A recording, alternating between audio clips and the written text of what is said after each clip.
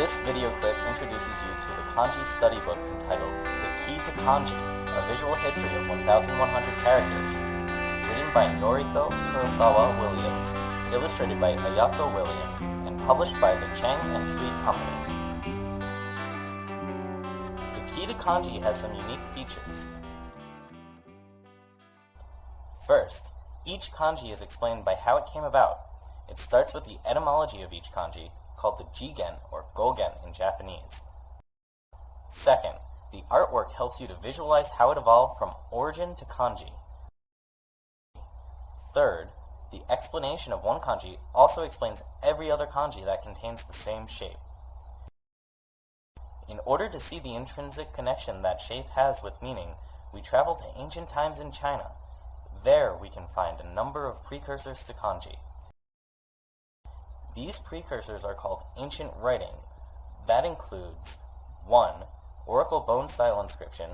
It is called Kokotsubun in Japanese. 2nd, bronze ware style inscription called Kinbun. And 3rd, official seal style writing called Tenbun. This photo shows an example of bronze ware inscription on a bronze giant soft-shell turtle from more than 3,000 years ago. Since the beginning of the 20th century, scholars of ancient Chinese writing have studied numerous artifacts with various inscriptions such as this, and have successfully deciphered them. Now we can take advantage of their fascinating findings in our study of the Japanese writing system. For that, the Key to Kanji recreated ancient writing. You will see that with a little imagination and the help of an explanation, it is not difficult to visualize a plow in a field, a house on top of a hill, a baby with wiggling hands, a woman in a crouching posture, or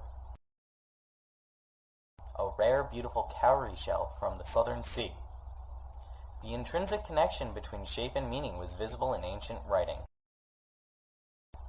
But 2,200 years ago, when ancient writing came to be used as a means of communication among people in China, shapes were remolded and simplified into a certain set of lines, lengths, and shapes.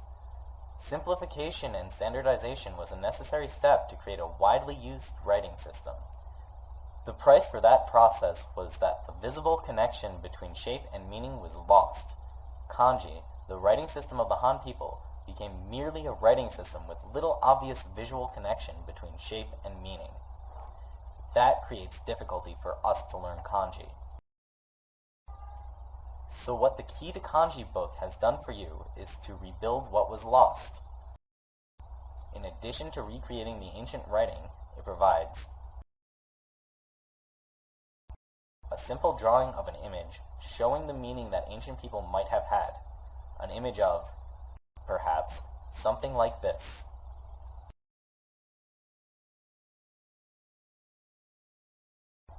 How does this help us in kanji study? This again goes back to how the kanji were created. The majority of kanji were formed by juxtaposing existing kanji. Take a look at the kanji for watashi, I or private. The left side was a rice plant laden with crops, and the right side was an arm bent to claim what belongs to oneself. Together they signified an act of claiming one's personal property, or I. Juxtaposing existing kanji allowed ancient people to create new kanji, practically endlessly.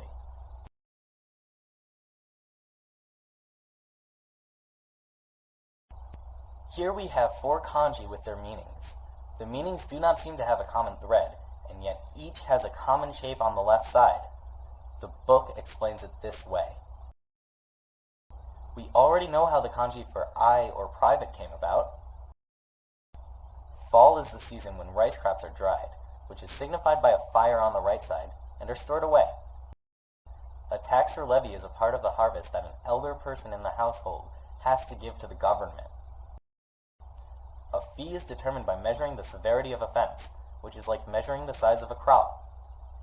Now the 4 different kanji with the same component are neatly connected. If you use this reasoning, learning new kanji becomes both easier and more fun. 9 out of 10 kanji belong to the group called Keisei-moji. In English it is called Semantic-phonetic composites. A semantic-phonetic composite means that the new kanji was created by juxtaposing one shape for meaning and another for its pronunciation.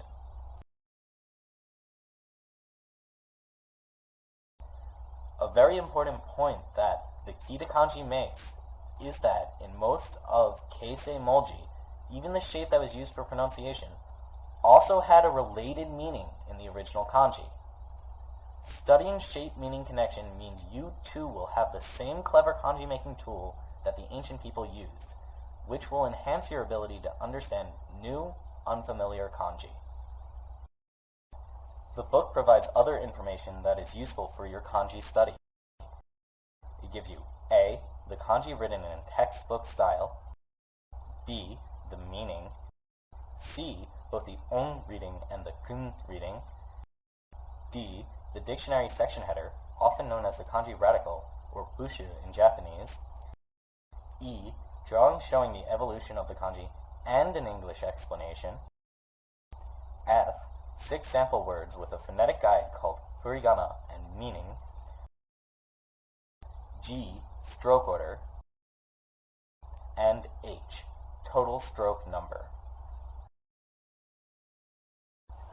These 3 chapters will give you a solid understanding of the Japanese writing system, starting from the history of kanji in China,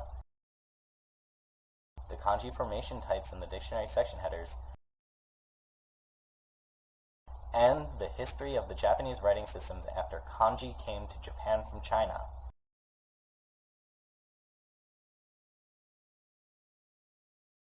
The book also gives you 6 different ways to look up kanji. The book is written in the order of the kanji's on reading. Index 2 has both the on reading in katakana and the kun reading in hiragana. Index 3 is the same list, but written in Romaji and alphabetized.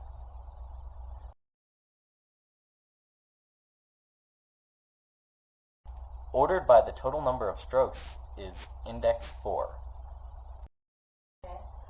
The key to kanji includes the list of 184 section headers in Index 5. And the designation of kanji level, as determined by the Japanese government, is added in Index 6. Now you have everything that you need to enhance your kanji study. William Sensei and her team send the very best wishes to you and your kanji study.